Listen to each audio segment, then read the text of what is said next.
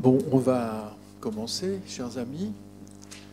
Merci de votre présence pour cette soirée consacrée au roman d'Aragon, Les communistes. Avec une petite précision que je dirai tout à l'heure, mais je vais commencer par vous présenter évidemment nos amis. Marie-Christine Mourier, universitaire, maître de conférence, spécialiste d'Aragon et de Claude Simon.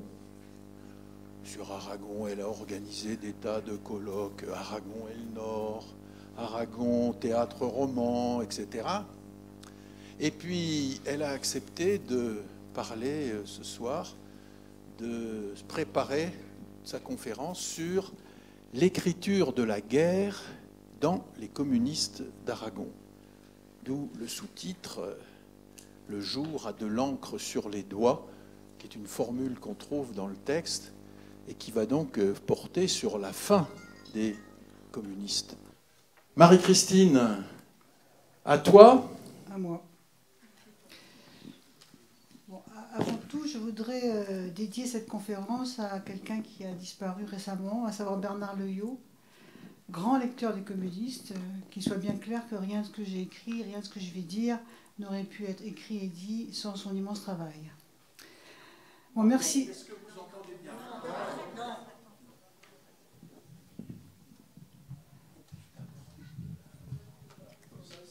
Et là, vous m'entendez ? Mieux sans plus. Si ? Et sans micro, peut-être ? Non.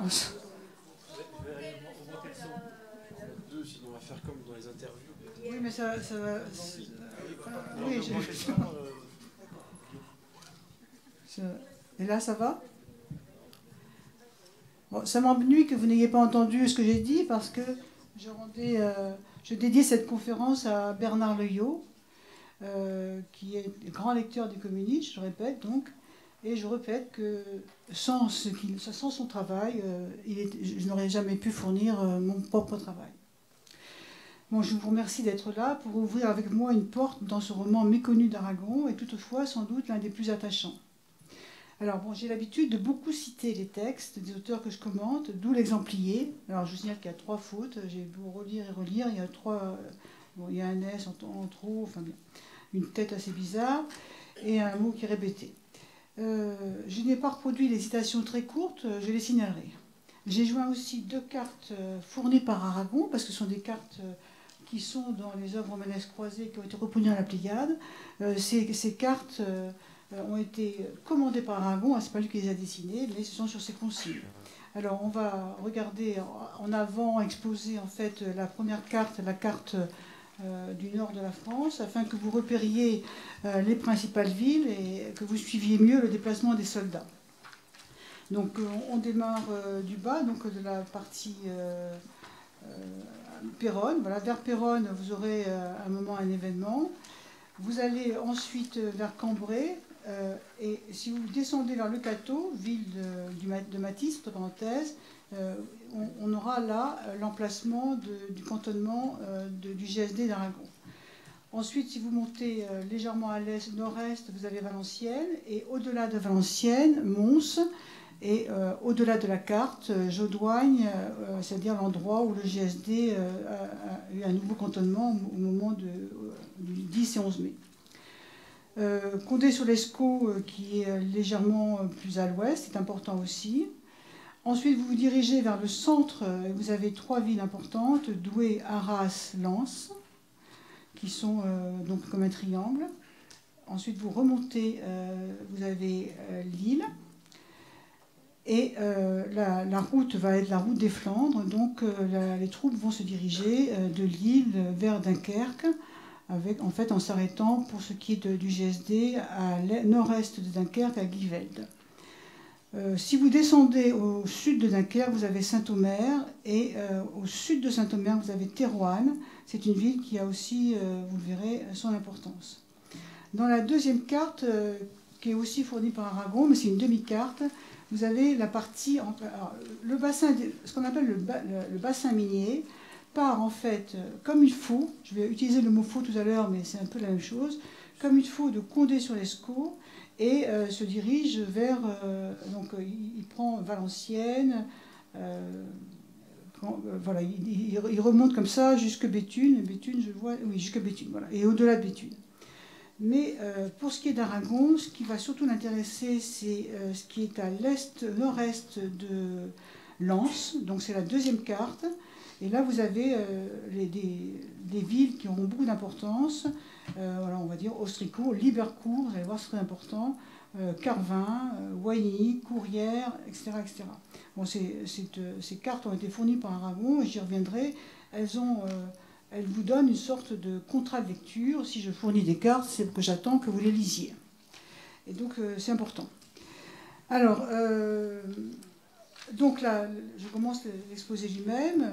Donc, je voudrais, donc, par cet exposé, vous inciter à lire les communistes, tous les communistes. Et pourtant, j'ai choisi de ne parler essentiellement que de la partie guerre, celle qui commence donc, le 10 mai 40.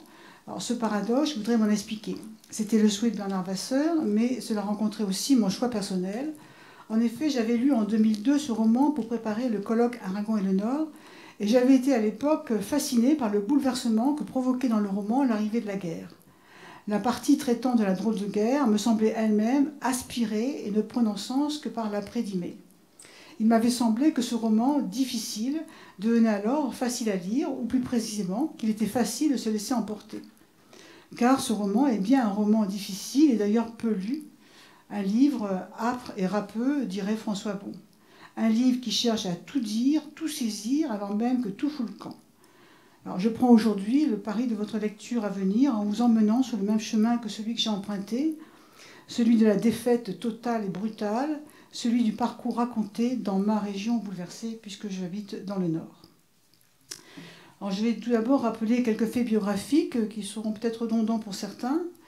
Mais Aragon a participé aux 2 conflits mondiaux, le premier comme tout jeune homme de fin mai 1918 à septembre 1919 en tant que médecin auxiliaire. Il obtient alors la Croix de guerre pour fait de bravoure dans le sauvetage des blessés. Il demande à poursuivre le conflit dans l'armée d'Orient. Cette demande est refusée. Je pense intéressant de se souvenir de ce souhait. On a pu l'interpréter de différentes manières. Sans les récuser, je pense, moi, que le fait militaire l'intéressait, comme ou aussi l'énergie qu'il se découvrait dans l'acte de sauver des vies en risquant la sienne. Cela ne me semble pas incompatible avec sa condamnation de la guerre qu'il partage avec tous les surréalistes. Il est à nouveau incorporé en 1939 alors qu'il a 41 ans et qu'il est un écrivain connu, un homme politique, communiste, complètement immergé dans la vie de son époque et à la confluence de plusieurs mondes, celui des intellectuels, des politiques, des gens aisés, des milieux populaires, et bientôt, ou encore, celui des militaires. Le monde militaire ne déplaît pas à Aragon, et il le connaît. Il est extrêmement à l'aise dans l'organisation de l'armée, des différents corps, régiments, groupes d'armée. Il ne se trompe quasiment jamais, et s'il se trompe, c'est sur l'orthographe, c'est certainement pas sur l'organisation de l'armée elle-même. Il va pourtant dans le détail, et souvent. Aragon met parfaitement en place les différentes armées le 10 mai, mais surtout il est capable de suivre ce qui est beaucoup plus compliqué, les différentes unités dans la déroute. Régulièrement, il resitue la position des troupes en place ou en déplacement. On reconnaît aussi sa connaissance à de petites remarques sur des détails qui parlent à un militaire. Aragon manie le vocabulaire, les sigles, l'argot militaire. Il est question de margie, de ripincelle, de rejoint, de cuir, de tampon. Alors, Aragon a été tout d'abord incorporé à un régiment de travailleurs, type de régiment créé pour rassembler les gêneurs, syndicalistes, communistes et les repris de justice. Son régiment d'alors est basé à Croué-sur-Ourcq. Les soldats de ce type de régiment n'avaient la plupart du temps pas le droit de porter les armes. Il obtient le 14 janvier 1940 le droit d'intégrer un groupement sanitaire. Il redevient ainsi médecin auxiliaire dans un groupement sanitaire divisionnaire, donc qu'on appelle GSD. Je dirais maintenant GSD. Son groupement relève de la 3e division légère mécanisée, DLM, donc je dirais maintenant DLM. Et il appartient successivement à la 9e armée, donc l'armée Corap, puis la 1re armée, dite armée Blanchard. Aragon fera donc la guerre dans la 1re armée. Cela a son importance, la 9e armée a, plus que toutes les autres armées, vécu une dislocation totale. Pour mémoire, la 9e armée est celle à laquelle appartenait Claude Simon. Alors, le GSD d'Aragon est tout d'abord cantonné à Sissonne, puis rejoint fin février la région de Cambrai, que nous avons noté, donc vers le Cateau. Il cantonne donc alors à Audincourt. Après une fausse alerte en avril qui voit une partie du GSD rejoindre Condé-sur-Escaut, où vous l'avez en place, puis revenir à Audincourt, le groupe franchit la frontière le 10 mai. Le GSD passe par Valenciennes, puis prend la direction du château de Jodoigne, donc à l'est de Mons et Nivelles. Ce 10 mai, il fait beau, tout le monde le dit, c'est un élément qu'on retrouve aussi beaucoup chez Simon. Les Français sont accueillis avec des lilas, sauf, raconte Aragon, dans le Borinage. Le 13 mai, l'ordre de repli est donné, le GSD repassera la frontière, rejoindra, donc vous suivez, Audincourt, puis Roiselle, donc vers Péronne, Cambrai, Meuvre à l'ouest de Cambrai, Douai, Villars-au-Tertre, sud-est de Douai, Courrières, est de Lens, Vimy, sud de Lens, Méricourt, nord de Vimy, Escobec, sud-est de Lille. Un groupe avancé, c'est très important ça, un groupe avancé dont fait partie Aragon est installé à Vatissart. Dans la deuxième carte, vous la voyez, c'est pas très loin de Seclin, donc Lille, sud de Lille, Vatissart. Et d'où il interviendra pour sauver les soldats marocains retranchés à Carvin. Donc vous descendez un peu plus au sud, plutôt sud-ouest, retranchés à Carvin. Le groupement traverse ensuite Armentières-en-Flammes, donc vous remontez là au-dessus de l'île, puis Bailleul, puis Guivelles, donc à l'est de Dunkerque. Ils embarquent le 1er juin sur le contre-torpilleur français Flore et après une halte à Folkestone, repartent pour la France. Ce chemin, suivi par Aragon, il en fera celui d'un personnage, le jeune Jean de Moncey, dont la frêle intrigue avec Cécile de Visner est le fil conducteur de tout le roman. Cette énumération de villes que je viens de faire ne traduit pas la panique, l'incompréhension qui a saisi les troupes et les chefs de l'armée française. Je rappelle encore rapidement les faits. Le haut commandement militaire avait installé 4 armées face à la Belgique, la 7e, général Giraud puis Frère, dans la partie nord à proximité de la mer face à la Hollande, la première armée, général Blanchard puis Priou, au sud de l'île orientée vers la Belgique. Entre les deux, vous aviez les Anglais, général Gore, presque perpendiculaire à la 7e armée. Ensuite, vous descendez, vous aviez la 9e armée, général Corap, puis Giraud, plus au sud, orientée vers la Meuse et le nord des Ardennes, puis la 2e armée, général Unziger, face aux Ardennes. Jusqu'au dernier moment, la constitution des armées françaises a bougé. La 9e armée a fini par être l'armée la plus faible en moyens militaires et humains, suivie de près pour ses caractéristiques par la 2e armée. Alors, il y avait en France, en réserve, 2 plans d'intervention en cas d'attaque des Allemands en Belgique et en Hollande. Le premier consistait à prendre position sur l'Escaut, mais à garder une partie des troupes françaises sur la frontière française. Le second consistait à entrer plus profondément en territoire belge et à prendre position. Alors, l'Escaut, vous l'avez sur la première carte. Hein. Par contre, sur la carte générale, par contre, la DIL, non. Donc, la première consistait à se positionner sur l'Escaut. Le second consistait à entrer plus profondément en territoire belge et à prendre position sur la DIL au nord de Bruxelles et de Louvain. L'idée était d'exporter en Belgique la guerre de tranchées que l'on prévoyait. Alors que de nombreux militaires étaient très réservés sur ce second plan, c'est le plan DIL qui a été choisi, et je donne la première citation d'Aragon. Les militaires, depuis si longtemps en désaccord sur la manœuvre à adopter en pareil cas, se décident immédiatement, sans réfléchir, pour celle qu'ils ont toujours considérée comme la plus dangereuse, le plan d'île adopté par Gamelin qui ne voulait pas dépasser l'Escaut, et par Georges qui craignait même d'avancer sur l'Escaut. Le haut commandement avait l'absolue certitude que les Allemands n'attaqueraient pas par les Ardennes, qu'ils jugeaient infranchissables. Les Allemands ont attaqué par les Ardennes. Ils ont choisi le plan de Manstein, soutenu par von Rundstedt et Guderian.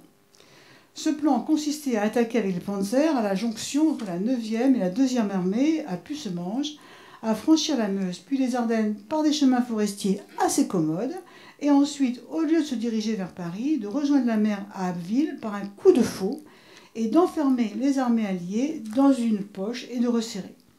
C'est exactement ce qu'ils ont fait, et très rapidement, ils ont été tellement surpris du résultat qu'Hitler, croyant à un piège en ordonnant un arrêt momentané des manœuvres, a facilité involontairement le regroupement et l'évacuation de 200 000 Britanniques et 140 000 Français.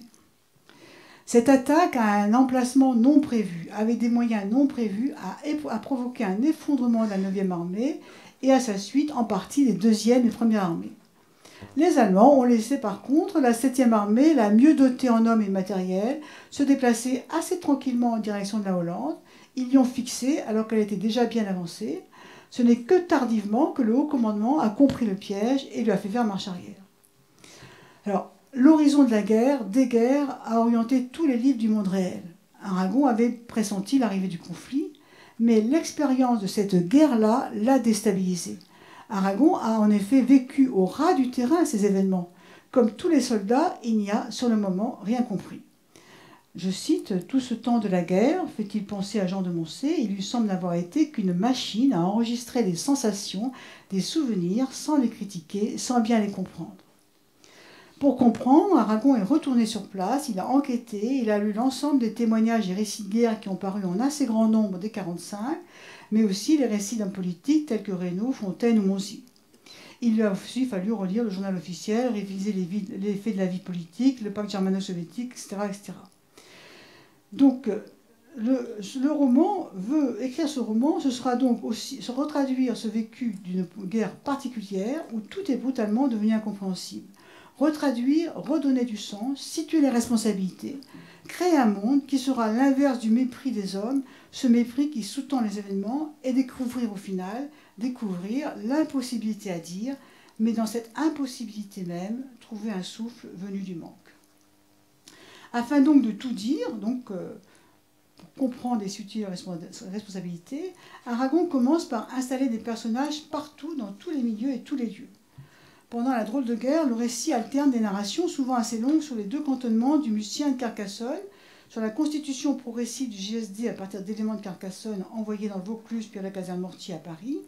En même temps, il décrit l'activité des communistes, les persécutions, arrestations, le procès contre les députés, avec entre autres lignes parallèles, le monde du gouvernement, le Paris mondain mêlé à celui des affaires. L'éclatement du récit se poursuit et s'accentue après le 10 mai. Les lignes parisiennes sont maintenues, mais Aragon place certains des personnages fictifs dans les différentes armées, d'autres disparaissent. Sur cette trame de personnages fictifs déjà présents dans les chapitres précédents, il installe d'autres personnages fictifs ainsi que de nombreux officiers réels avec leurs noms et grades.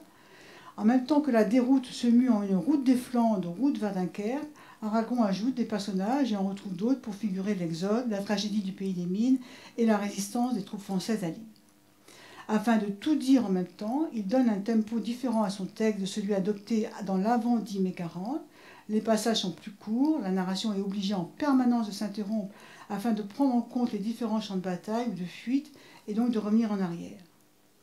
Pour dénoncer l'incompétence du haut commandement, Aragon utilise surtout les moyens romanesques. Il joue en particulier beaucoup de la concomitance. Il montre par là l'absurdité des décisions du haut commandement. Ainsi, alors que la percée allemande a eu lieu dans les Ardennes, je cite au mépris de toutes les prévisions du Conseil supérieur de la guerre, car il sait se montrer ironique, Aragon montre comment dans les états-majors règne une vive irritation par rapport à l'armée belge. Dans un assez long passage en discours indirect libre, il retraduit les échanges complètement en décalage par rapport à la réalité du terrain. Ainsi encore, alors que la débâcle est déjà bien engagée, Aragon cite le rapport du général Georges à Gamelin à propos de l'ensemble des armées. On est au matin du 14 mai. Je vous rappelle que le JSD a fait demi-tour le 13 mai. Donc, citation, 7e armée, hier soir, situation plus claire, moral bon, les Belges seraient sur la position de résistance. Première armée, le corps de cavalerie a été replié sur la ligne de Cointet avant avec moral excellent. 9e armée, la contre-attaque de Hou n'a pas réussi, l'infanterie n'ayant pas suivi les chars. Le général Billotte avait l'intention hier d'engager la 1re division cuirassée. 2e armée, la brèche de Sedan est colmatée sur la ligne d'arrêt. On organise l'engagement arrière, Canal, 2e position, contre-attaque avec moyens sérieux, déclenché ce matin à 4h30. Et Aragon d'ironiser sur ces moyens sérieux en montrant dans un rapide passage d'ordre panoramique la réalité du terrain dans la 2e armée pour repasser ensuite au point de vue d'un des personnages Oustric. Bon, il n'est pas question que je vous cite tout, car une grande partie du texte joue de ce contraste. J'en donne encore un exemple. Aragon finit un passage en montrant un Gamelin tout à fait rassuré et commence un nouveau sous-chapitre, après une étoile, en reprenant les derniers mots des ordres donnés par Villemain.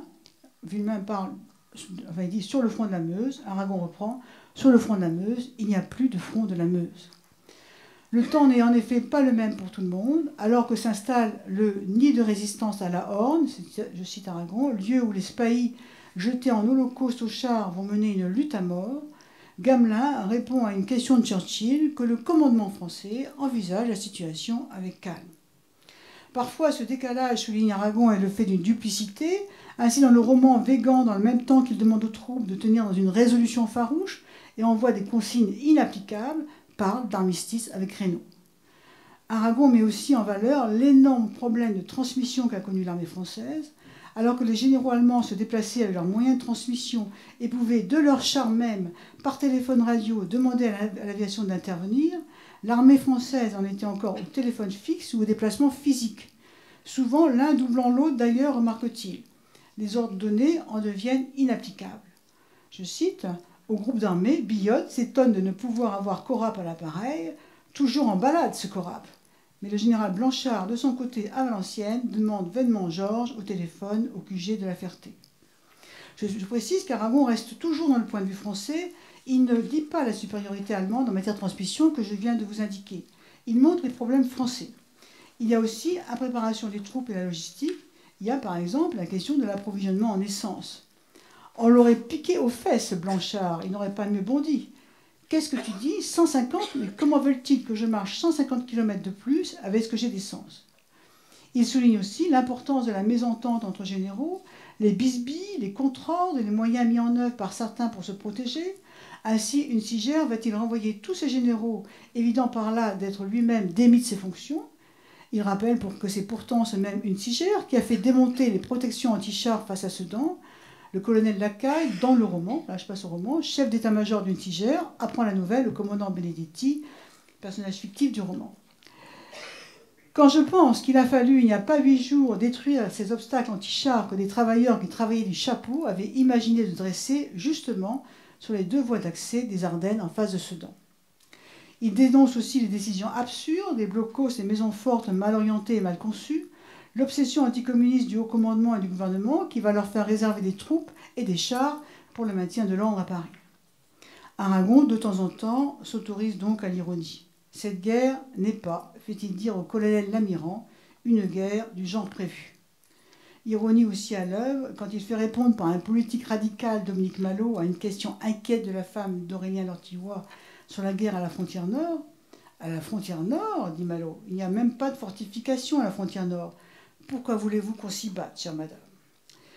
Il ne faudrait pas croire de ce que je dis que le récit d'Aragon est continuellement à charge. Ainsi, le général Lalaurencie, qui était très anticommuniste, et avant de se rallier à la résistance, a participé à la condamnation du général de Gaulle et à l'élaboration d'un fichier des Juifs de Paris, a eu par contre, sur le terrain, en 1940, une appréciation courageuse, en décalage avec sa hiérarchie. Aragon l'écrit.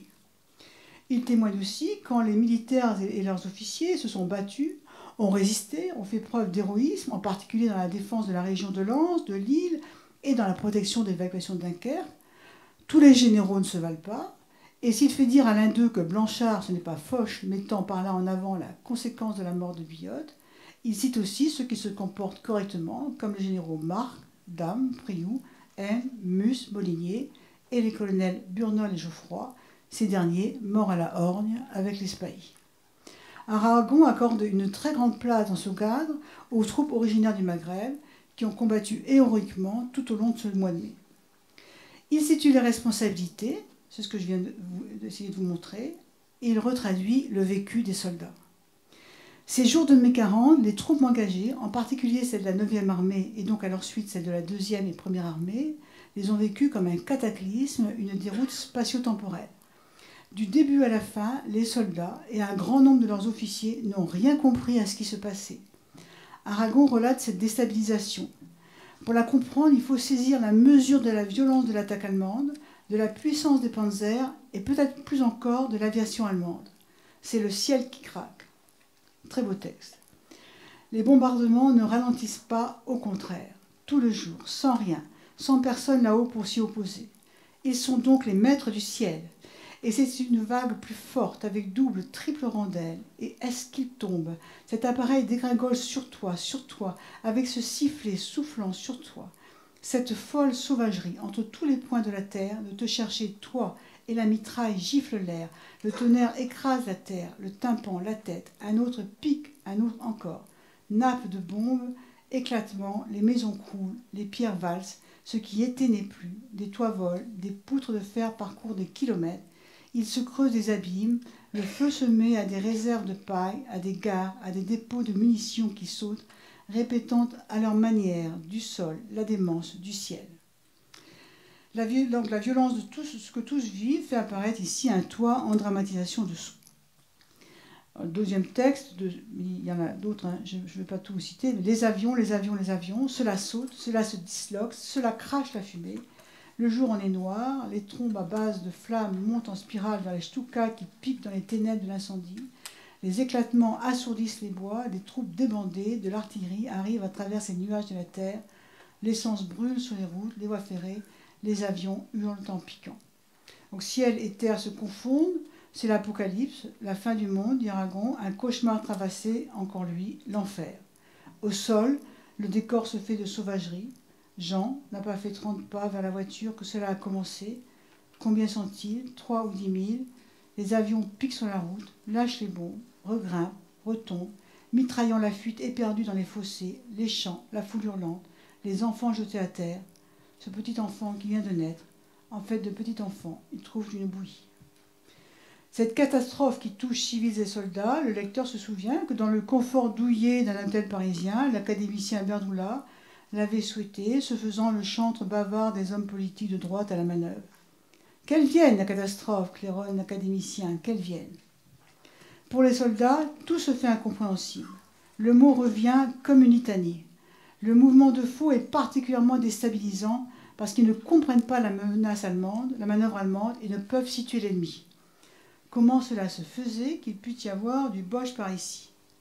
Le médecin divisionnaire commente. Il y a quelque chose d'incompréhensible dans ces chassés-croisés qu'on leur fait faire.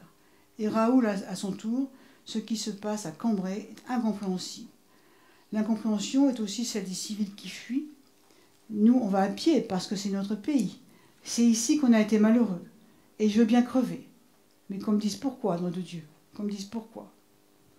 Du coup, les civils, raconte Aragon, peuvent être en colère et ne comprenant rien au mouvement des troupes, se montrer injustes avec les soldats, prenant des fuyards pour des soldats montant au front et vice-versa.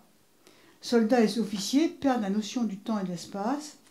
Dans des nuits comme celle-là, la conscience du temps à la fois se perd et s'exaspère. Vous diriez à Raoul qu'il est 4 heures du matin, il n'en serait pas étonné. Et plusieurs jours plus tard, le même Raoul regarde ce décor de désolation ensoleillée, il est perdu dans l'espace et le temps. Dans cette région qui leur est inconnue, les soldats d'ailleurs ne disposent pas de cartes, et les Allemands, quand ils sont devant eux, bougent les panneaux indicateurs. Parturier donc s'est égaré pendant des heures entre Souchet et Vimy, tournant en rond autour du mémorial canadien, redescendant, les flèches des poteaux sont devenues folles. Bon Dieu, si on avait une carte, j'ai mis le groupe de Barbentane. L'un d'eux se procure un calendrier des postes dans une maison abandonnée, ce que tous les témoignages racontent. Le pays devient sillonné de routes incompréhensibles. Quand quelqu'un semble savoir où il va, c'est tellement étonnant qu'un autre le remarque. D'où avait-on un itinéraire, demande-t-il. Le chauffeur disait que c'était au hasard de la fourchette. Afin de s'y retrouver, la quête des soldats et de leurs officiers est celle du front. Comme une litanie encore, tous répètent la même chose. Mais où est le front? Où sont les Allemands? L'incompréhensible, c'est où il est le front. Davin de Cessac voudrait bien savoir où est le front. Du coup, c'est comme un jeu sinistre de cache-cache avec les Allemands. C'est le chassé-croisé des ombres. Je cite, l'extraordinaire, c'est ce que deviennent ces colonnes blindées allemandes. Déjà hier, il y en avait une qui flottait à Liard. Flotter, c'est bien le terme d'Aragon, c'est pas une coquille. Où est-elle passée? Elle n'est jamais arrivée à Rumilly. Aujourd'hui, à nouveau, une colonne passe à Liard, une autre, ou est-ce la même qui arrive sur Rumilly? Ce soir-là, il se joue une grande partie de cache-cache, les rumeurs, les crises de nerfs et l'épouvante en Corse partout le jeu. Les soldats s'y trompent, prenant des panzers pour des tanks français ou belges et vice-versa. C'est le carnaval en guerre. Les panzers passent alors qu'ils dorment, ils se dirigent vers eux pensant leur tourner le dos, les choses s'accélèrent.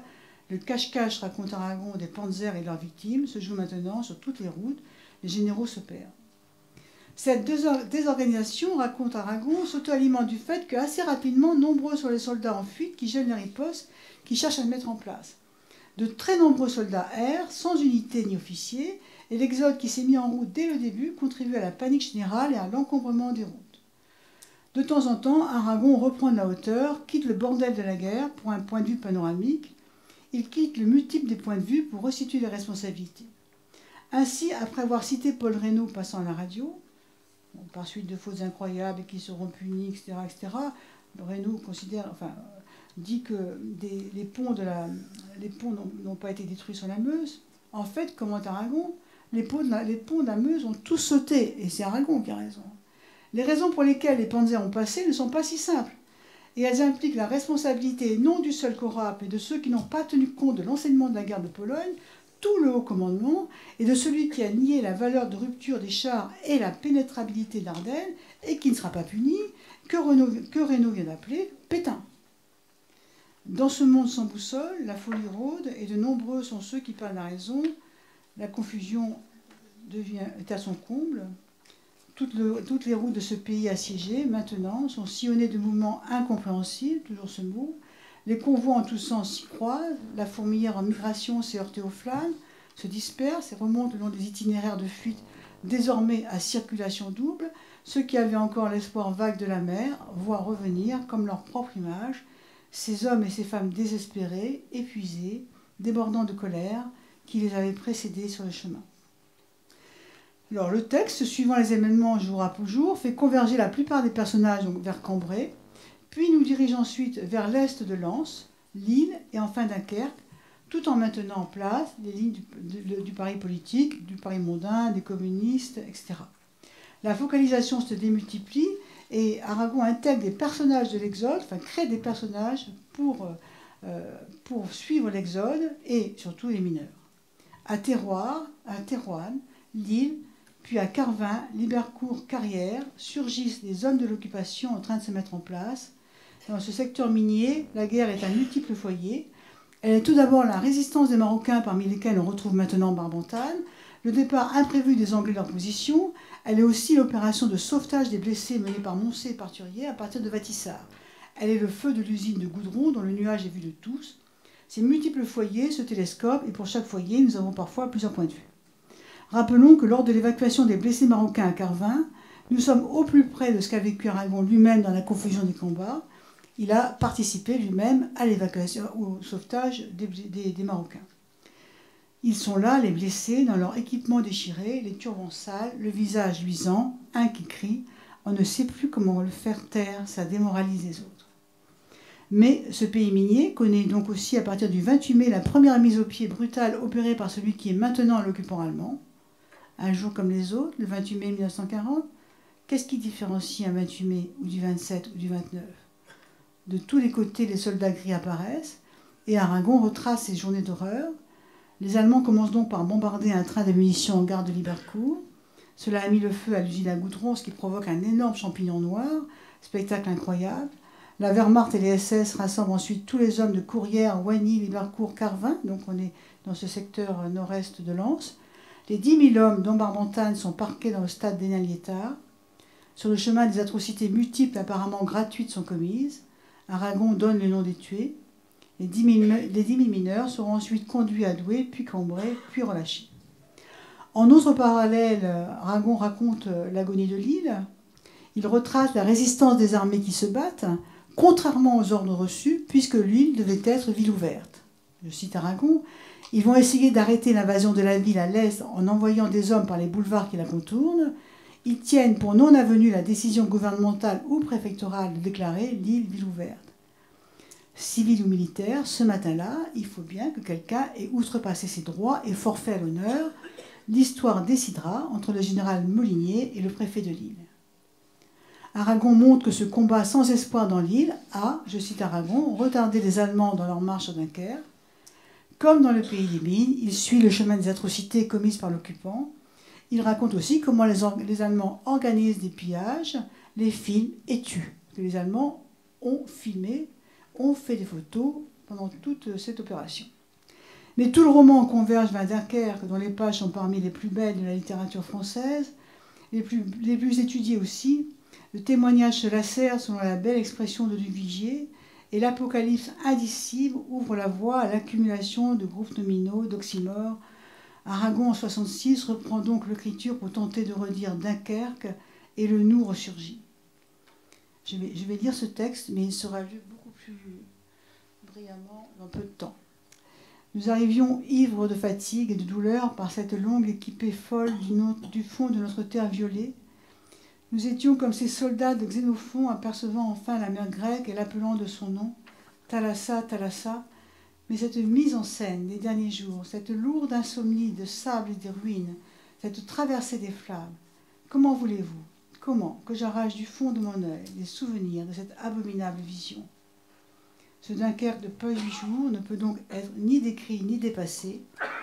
Peut-être, écrit-il, ne sommes-nous jamais revenus de Dunkerque, et notre vie, ce sont des fantômes qui l'ont à notre place vécue, des squelettes déguisés à notre semblance, emmitouflés dans leur suaire, insensibles évidemment à tout ce qui a pu se produire par la suite, et qui traversent depuis ce temps le monde des choses visibles avec le ricanement de l'enfer. Donc retrouver le déroulé des choses, comprendre, donc retraduire, tout dire, c'est le projet d'écriture. Un des moyens de reconstruire la réalité, c'est pour Aragon d'aller dans le détail des choses. Daniel Bougnou parle d'émeute de détail à propos de la Semaine Sainte. L'expression est belle et je la lui vole pour l'appliquer aux communistes. Le lecteur se trouve vite en effet plongé dans l'infini du détail. Certains assez classiques donnent les contextes des personnages. Certains surtout font partie de la volonté d'Aragon de mettre du sens dans l'incompréhensible de la guerre de mai. Il va alors jusqu'au bout de la démarche qui consiste à replacer les unités, les commandements, leurs déplacements. Il situe avec précision l'appartenance des militaires à leur régiment, grade, armée, groupe d'armée. Je cite, le commandant du 2e corps, le corps de la 9e armée qui touche à gauche au nord à la 1er, le général Bouffé, s'est rendu à 9 h à Florène au PC d'Aristote chez le général Martin, son voisin du 11e corps, dont la position fait le centre de Corab. Il ne se trompe jamais, il détaille souvent le mouvement exact de troupes.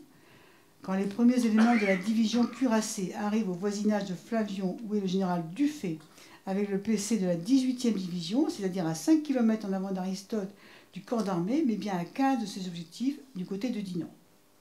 Détaille aussi dans le panorama resituant les déplacements des troupes vers la mer. Et tout le charroi commence, là où devaient être aujourd'hui même gagnées les têtes, bon, ça c'est la faute, de pont pour l'offensive du 27, le saillant qui va du sud de Douai à la région de Valenciennes est abandonné sans combat. Le 4e et le 5e corps d'armée se mettent à glisser sur les roues pour gagner d'un coup la Deule devant l'île. Les arrière-gardes sont seuls laissés sur les positions. Le corps d'armée de la Laurencie se replie dans la nuit sur la ligne Pont-à-Marc-Cisoing, tout en livrant des combats au fût dans la forêt de Rennes. Par contre, quand il suit un groupe qui est perdu, Aragon volontairement s'abstient de détailler les localités, il se fait imprécis. Il joue de la même manière un aller-retour entre précision et imprécision dans les indications temporelles. Cette imprécision à volonté de réalisme est contrebalancée par la présence des cartes, donc qui sont nombreuses, qui ponctuent le roman à partir de mai 40. Elles sont elles aussi détaillées, elles donnent le déplacement des troupes, des avancées allemandes. Aragon s'y réfère dans le corps du roman par de petites notes, ces notes dont Zola avait rêvé, nous fixant ainsi un contrat de lecture, le détail compte, lisez attentivement, soyez des lecteurs, acteurs de votre lecture. Détaille encore que les noms des chars du peloton de Versigny, détaille que le contenu des poches d'un Marocain mort sur lequel on a trouvé un paquet de pansements individuels, un carnet de papier à cigarette, un peigne de poche, un mouchoir, un paquet de tabac entamé et une embouchure de trompette. Personnellement, je trouve cette embouchure de trompette extrêmement émouvante. Détail encore infini sur les conditions du départ du GSD le 10 mai, mais aussi sur les chiens d'Ilia et Rimbourg qu'il prend la peine de nommer. Détail sur l'usine de goudron par la voie de Platiot. Détails si nombreux que l'auditeur en la personne de Wateblé s'en impatiente. Détail toujours sur la pièce dans laquelle le colonel Avoine avait défini à Barbentane sa vision des événements à venir. Armand le regarde bien en face, ce pauvre vieil homme illuminé, sûr d'avoir trouvé la raison de sa vie, prêt au sacrifice.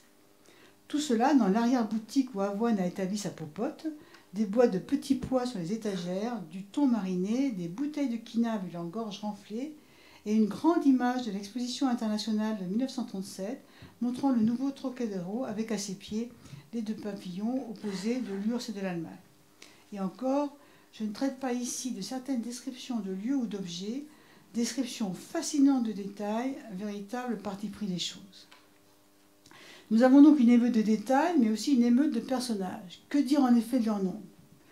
Si nous considérons que toute apparition humaine, quelle que soit la longueur du texte qu'il apporte est un personnage, nous pouvons estimer qu'ils sont plus de 500.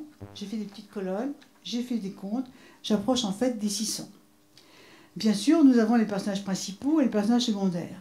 Mais ce terme même est employé avec prudence, car cet enfant juste né, tué, transformé en bouillie, qui n'a donc même pas pu être nommé, et par qui Aragon cherche à dire l'horreur des bombardements sur les civils, est-il un personnage si secondaire que cela? Guy Môquet, apparaissant lui aussi pour quelques lignes, mais donnant par sa seule présence de la profondeur temporelle au texte, faisant prolepse extradiégétique, est-il un personnage secondaire? Et Charles de Barge, personnel marginal dans le roman, mais dont on connaît l'importance historique, est-il un personnage secondaire? 500 personnages donc. Ces 500 personnages sont pour nombre d'entre eux des personnes. Aragon mêle en effet aux personnages fictifs des personnes réelles, les personnes véritables selon sa formulation. Cette formulation intéressante, on la voit surgir sous sa plume au moment où il dit avoir hésité et choisi entre ces deux statuts à propos de Jacques Solomon. Aragon commente dans l'édition des œuvres humanesques croisées, donc je lis, c'est une longue citation. Je raconte cela comme je le peux. D'abord, j'avais tenté de l'incorporer au roman même. J'avais fait de Solomon un personnage de ce roman où il n'apparaissait qu'à cette minute décisive. Je connaissais l'histoire en gros, comme me l'avait raconté Paul Iser en 1941, lors d'un voyage que nous avions fait à Paris, Elsa et moi. Ces quelques mots, dans la première version des communistes, je les avais développés, me représentant la scène entre le ministre véritable et un personnage inventé, tenant beaucoup de Solomon, sans être lui toutefois. Mais le temps a passé, j'ai remanié ce livre. Je n'ai laissé que le schéma imaginaire d'une conversation réelle. J'ai rendu à Solomon, à mon camarade Solomon, fusillé en mai 1942 au Mont-Valérien, cette minute de sa vie, cette étrange minute de l'histoire. Donc donner à Jacques Solomon comme statut celui de personne véritable, c'est faire sortir de l'oubli où elle pourrait tomber la personne réelle, ici pour lui rendre hommage. De même, à la fin du roman, alors que ces personnes véritables ne jouent aucun rôle dans le roman, et Charles de Barge, on l'a vu très peu, Aragon arrête, ou à peu près le récit, pour énumérer les noms des compagnons de résistance de Barge. Elle le regarde, et sa femme. Il ne tient pas en place. Il a sûrement des idées qu'il ne dit pas. Est-ce qu'Alfred Delattre est rentré, et René Six, et André Lefebvre, et Defay, et Brun, et Henri de Rache? Donner le nom, rester dans le véritable, c'est plus largement redonner la responsabilité des actions et pensées devant l'histoire, donner le nom réel, et donc témoigner au négatif ou au positif. Végan, Daladier, Demonzy, Tixier-Villancourt, François Chassaigne doivent par Aragon répondre de leurs actes. Mais nous y reviendrons, personnes véritables ou inventées, très nombreuses sont celles qui se trouvent dotées d'une focalisation interne, et ce, indépendamment de leur appartenance politique et de ce qu'il adviendra d'eux dans et hors roman. Ces deux statuts se retrouvent indifféremment dans le monde parisien et dans le monde de la guerre.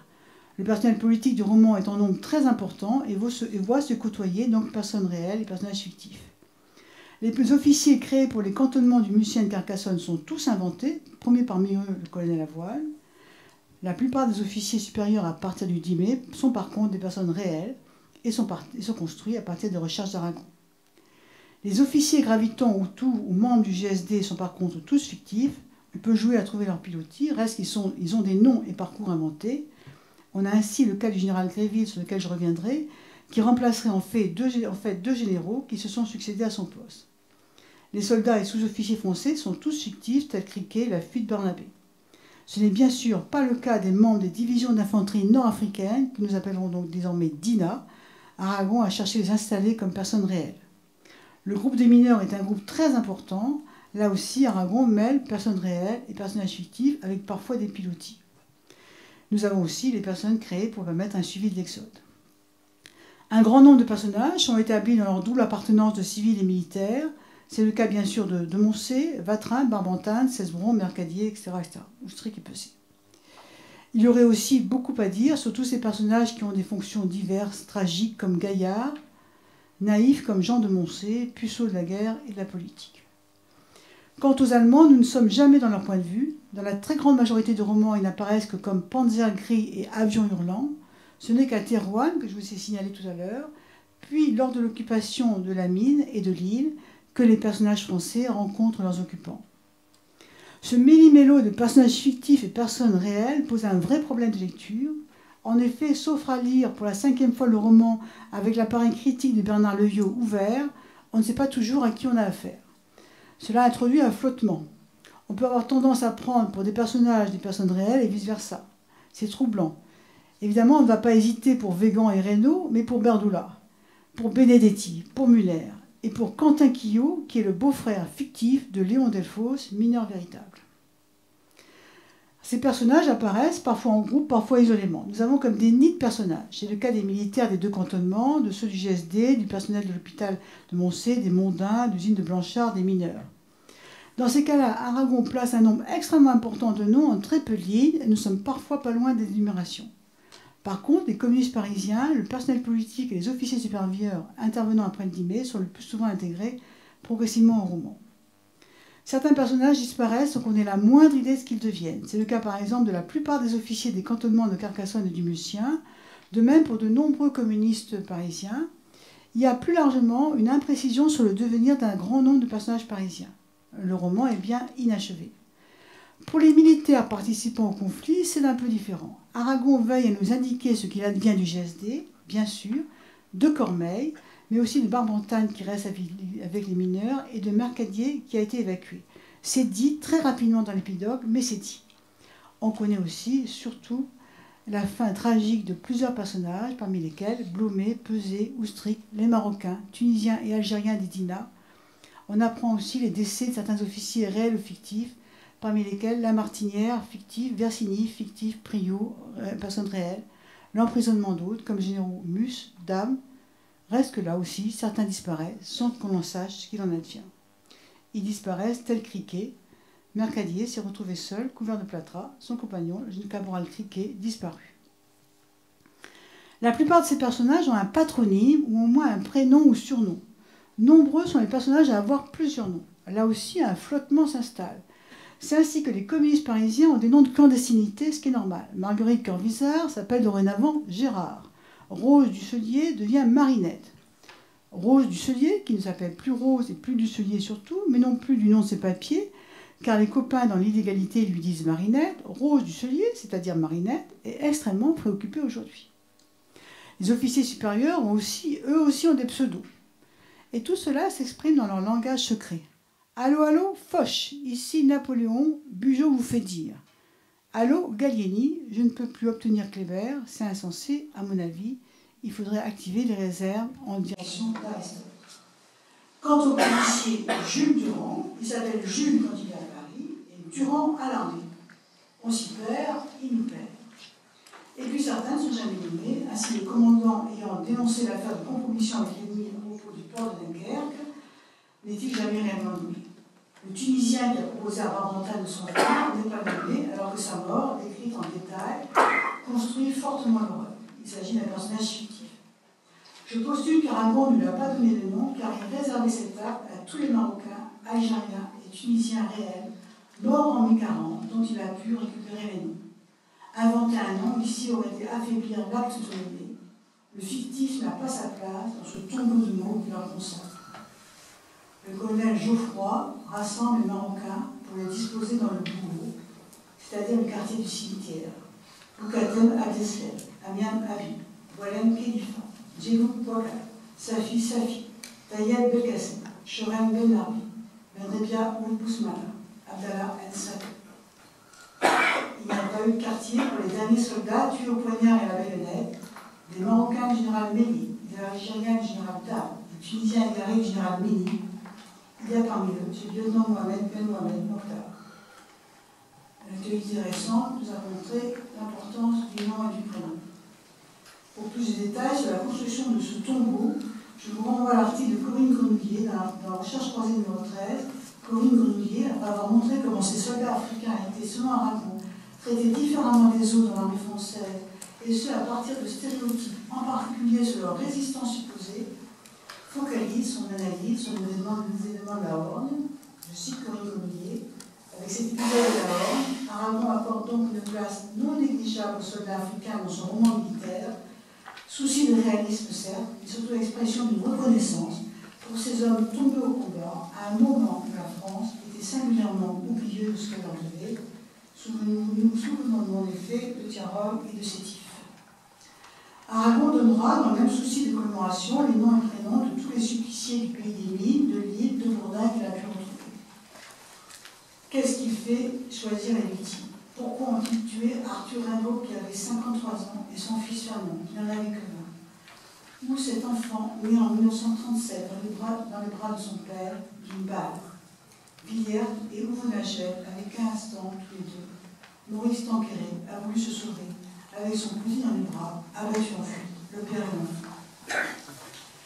Le cas du GSD est à part. Là, à un groupe nomme et nomme, progressivement irlandiste.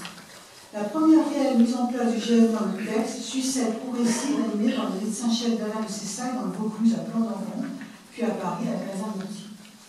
Les personnages du GSD sont nommés et caractérisés de toutes les manières physiques possibles, physique, géographique, politique, sentimentale. Il en redonne aussi en liste.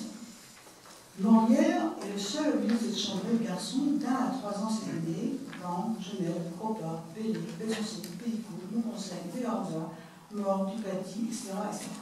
Le seul avec lequel Jean Moncé s'en fait un pied, donc c'est Morlière. Il renomme ensuite la chambrée initiale au moment du passage de la 9e à la 1re armée, alors qu'ils arrivent à Audenton. Et Genève, Cropa, Gorge, Pélicourt, etc., etc. La liste est enfin redonnée à l'arrivée à Dunkerque, comme en miroir du défilé militaire que l'amiral assure face à la débandade de l'horreur. Ce vieil homme, on le suit avec un sentiment de sécurité et d'admiration. Naturellement, le lieutenant va armer sur ses talons, puis le docteur Sorba, Blas, Morlière, Raoul, Prache, Moncé-Fillou, et toujours son officier au petit nez mal secoué des plâtras du bon matelot, les autres avec Dalin de Cessac, Pourra, Debat, Simon Trois-Roues, Prémont, 13, Canche, Genève, Cropard, Bellon, etc., etc., etc. Selon moi, on a dans ces 3 énumérations des personnages du GSD, dans ces tombeaux de noms attribués aux spahis, mineurs et lillois tués par le Picon, une des raisons pour lesquelles Aragon a choisi de multiplier ainsi ces personnages. On sait que c'est un vieux projet. Aragon parle d'une conversation qui aurait eu lieu en 1926.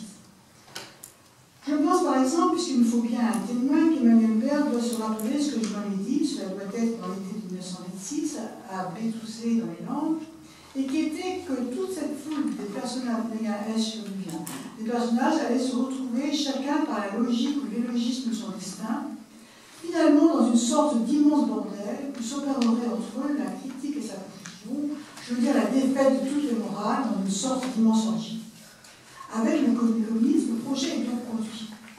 Dans les romans qui suivront, la question du multiple du bordel des voies diverses sera posée.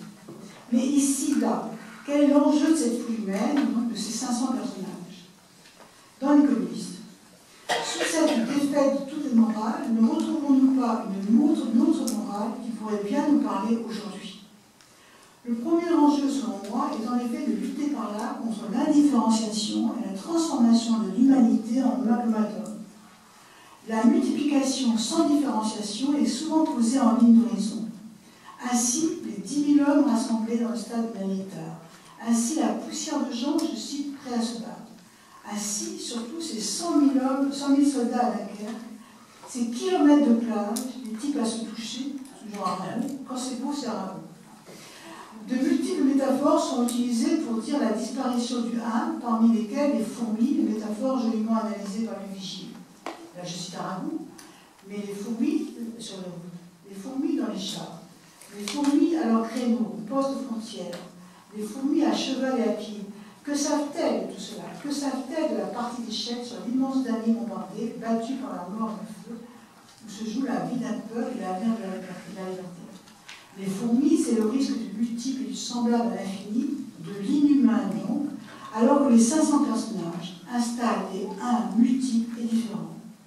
Ce risque n'apparaît pas qu'en temps de guerre, de ne pas voir l'autre irréductiblement différent et humain, c'est projeter un monde de fourmis sur l'humanité, mais la guerre accentue ce risque, car la mort tombe indifféremment sur le petit enfant mobile et sur la vieille chauffard. La folie, c'est de faire d'hommes différenciés une masse humaine, citation d'Aragon. Dunkerque est lacrymé de cette possibilité de l'anéantissement de la différence. Les 100 000 hommes souhaitent en effet eux-mêmes devenir tout de sable afin d'avoir dans l'invisibilité. Aragon, en nommant et renommant, redonne du 1. Il leur donne aussi voix, regard et pensée, ce qui fait que le projet d'éthique devient aussi poétique, Cela peut être par des dialogues directs, indirects libres, ou monologues intérieurs. Cécile Margeau a montré comment ces focalisations multiples dans les communistes minent un message politique unique. Il est en effet parfois difficile de savoir qui pense, qui monologue. Ces voix multiples sont pour moi le fait stylistique majeur des communistes. La polyphonie apporte en effet profondeur et poésie au texte. Il s'agit d'humain, d'être troublé, et en miroir, le message se trouve. Ainsi, Visconti, député des Pyrénées-Orientales, opposant aux communistes saisons, se voit-il attribuer en focalisation interne une très belle description de Paris, alors même qu'il vient d'apprendre que les blindés sont à Lyon et que troublé, pris dans un vertige du désastre, il s'apprête pourtant à être un vainqueur. Et Aragon lui attribue cette pensée. Il fait un temps insensé, un ciel sans défaut, une immense turquoise. Les arbres des berges ont le luxe de la jeunesse, mais cela n'est rien. Il y a la beauté de la vie, l'intelligence des pierres, le pavé presque rose, tous les souvenirs, moins les œuvres d'art qu'à presque chaque maison, pourtant marquées par le commerce, les avatars de suravènement, de l'exploitation locative, des allusions discrètes, un assaut, un balcon, le toit, à une richesse de rêve, l'histoire à publier. Et c'est ce même Visconti, personnage qui devrait juste être haïssable, qui porte la définition de cette irréductible singularité qui nous fait un. Voilà ce que les marxistes ne sont jamais expliqués. Il y a dans les passions des hommes un résidu irréductible qu'aucun système ne peut jamais prévoir ni élucider. Quant au colonel Avoine, Aragon construit cet extraordinaire personnage avec empathie. La longue prière intérieure qui lui attribue, sorte de méditation de fin de vie, est un des plus beaux passages du roman. Ces focalisations vont parfois jusqu'à l'attribution d'un petit jeu, l'expression petit jeu d'Aragon, ici au général Grévy. On croyait les tenir en main, et puis il suffit d'une nuit comme celle-là, tout craque. Peut-être qu'il y a dans une nuit semblable des sortilèges. Peut-être sommes-nous entrés dans le cercle magique. Peut-être aussi que je me trompe. Peut-être que je donne au mot une importance qui me parle. Les hommes, leur langage est fort et sordide, sans après, sans retenue. Je ne suis pas habituée à l'entendre. Je ne me suis jamais, comme cette nuit, tenue au milieu de la marée. Ce général Gréville, personnage fictif, est le fait de l'avoir vu de deux généraux. Les lecteurs d'Aragon reconnaîtront dans ce texte, qui est porté par Gérard Gréville, un sentiment très aragonien, en particulier dans cette position au milieu de la marée. Cette nuit des sortilèges nous annonce la nuit des arbrisseaux de la semaine sainte. Je dirais que sa réflexion troublée sur la démoralisation des troupes, dont je ne cite qu'un passage, me semble beaucoup plus convaincante que les propos du communiste Cormeilles sur le Flore. Un jour, il y aura des militaires que nous pourrons tous et toujours croire. À ce stade de notre réflexion, nous pouvons enfin légitimement en venir à la question de la lisibilité du texte. Émeute de détails, émeute de personnages, focalisation multiple peuvent construire un roman éclaté. Les voix sont changeantes et le roman est varié. Roman politique, on ne peut oublier ce choix courageux et rare. Roman de guerre, roman polyphonique, roman policier, roman même comique, on en entendra un extrait tout à l'heure. Roman sentimental, un peu fleur bleue, comme les emplois bleu Antoine Blondin à l'eau rouge. Nous sommes dans un aller-retour du désordre à l'ordre, désordre du combat et la situation politique, ordre de l'écriture qui redonne du sens, qui cartographie, qui situe les responsabilités, désordre de l'écriture du bordel et de la polyphonie, et pourtant nous lisons. Et pourtant, surtout à partir du déclenchement du dîner, nous sommes emportés par le moment. Que se passe-t-il? Notons tout d'abord que s'il y a des sports centrifuges dans cette écriture du bordel, Aragon ne va pas juste dans le non-sens. Il redonne régulièrement du sens, il n'abandonne pas totalement la vision panoramique, alors qu'il traduit l'incompréhension des soldats, il donne en parallèle la réalité des faits. À plusieurs reprises, il donne en démarrant par l'expression « ils ne savent pas ». Ils ne savent pas qu'ici, ils ont dépassé la zone dangereuse, ils ne savent pas que maintenant, ils y retournent. On note aussi des liens entre les personnages qui tissent un arrière-plan serré. Les personnages communistes, par exemple, habitent parfois dans des groupes proches qui peuvent encore se justifier par l'organisation des cellules. Et les beaux-parents de Vallier avec les mêmes immeubles que les gaillards, tout est plus surprenant. Certains personnages ont en eux-mêmes des liens qui resserrent le roman. Le docteur Blas, par exemple, le cantonnement de Carcassonne, qui lui joue un rôle presque protecteur à l'égard de Cesbron. Les médecins de Raymond de Malo et les membres du groupe des mondains et par là au courant des potins politiques. Il est enfin membre du GSD. On le suit dans Vaucluse, puis à Paris et dans l'ensemble du périple de la Finique. Le commandant Benedetti, lui aussi partie du personnel politique de droite, fait office de liaison pour les lecteurs, puisqu'il circule justement comme officier de liaison entre la 9e et la 2e armée, et donne un point de vue sur les mouvements militaires. C'est aussi le cas du lieutenant Pierre Debré. C'est le même type de rôle que jouent les mineurs Édouard Vatobé et Nestor Platio, qui passent de la prison de l'Os à Lille, puis au pays des mines, au moment où les combats s'y déplacent. De même, Raoul Blanchard, qui rompt beaucoup, dans le parcours précipité, permet un raconte retracer ainsi des événements concomitants. On retient qu'en même temps, dans tous ces cas, les focalisations sont très différentes. L'effet centrifuge est jamais le même. Le point de vue d'un Benedetti a peu à voir dans sa couleur avec celui d'un Raoul Blanchard ou d'un Platio. Mais je dirais qu'au-delà de ces techniques de romancier, ce qui tient le roman, ce qui fait qu'il est parfaitement lisible et même fascinant, qui finit par nous emporter, c'est son rapport à la catastrophe. Le roman n'est pas que témoignage. Il dit aussi la fascination devant l'événement. La déroute, la déstabilisation temporelle ont passionné Aragon, car elles l'ont sorti des repères du quotidien.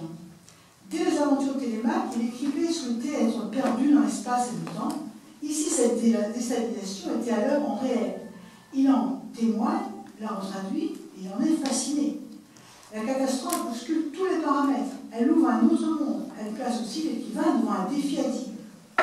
Après le 10 mai, j'ai déjà dit, l'écriture change ainsi de rythme et de ton. Elle se fait heurter, entrecouper, hacher. Les phrases, quand il est question de la déroute, sont plus courtes, souvent marquées de points d'interrogation, de points de suspension. Les on se succèdent, ils sont parfois au nous ou au tu. Les phrases s'arrêtent, incomplètes. Le style se fait familier. Aragon s'autorise la répétition. L'utilisation du il y a, les discours directs ne se différencient plus du discours indirect de vie. Les groupes nominaux se multiplient par les tentatives d'approche de la domination de l'impossible. On dépasse des véhicules abandonnés, des carcasses des voitures brûlées. Il y a parfois un entonnoir de bombes d'obus en plein milieu de la route. Ici et là, des morts qui n'intéressent personne. Il y a du sport par ici. Des autos bousillés, toutes sortes d'objets répandus. Un convoi de civils apparemment qui s'est fait tutoyer dans les marais. La mer, est-il possible que nous n'ayons de salut que la mer, les bateaux, sortent de France? Il n'y a jamais rien eu de semblable dans l'histoire de la mer. Et cette écriture en miroir du pays qui se défait est fascinante. Elle tient le lecteur, elle se fait elle-même cauchemar traversé, elle part en lambeaux, elle traduit en son cœur la confusion des gens et des choses. Je vous renvoie aux citations précédentes aussi, en particulier à celles qui évoquent les bombardements. Le monde humain se chosifie. Aragon dit le caractère irrémédiable de ce qui se passe là. Bien avant Dunkerque, le texte avait installé. Jean tient contre lui sa boîte à masque à gaz. Et il rêve. Il ne fait pas attention aux ordres glapiques qui ne le concernent pas. Il rêve à ce qui va être, à cet univers noir devant eux, au caractère irrémédiable de ce qui commence là. Claude Simon, pour dire le même ressenti, inventera avec un nouveau sens au mot catégorique. Cette écriture de la catastrophe prend parfois des accents lyriques qui participent de l'élan de fond du roman. La déstabilisation spatio-temporelle peut constituer en effet avec centration du sujet qui ne sait plus qui il est, où il est. Et ce lyrisme est particulièrement porté dans le communisme par un rôle paroissien, le personnage de l'abbé Blomé. L'abbé, il aime les explosions. Comme ça part de deuxième classe dans une section du génie, de Mémarnais, il organise même ces explosions. Or, elle provoque en lui l'orgueil de celui qui change le cours naturel des choses, l'orgueil du Dieu ou du diable.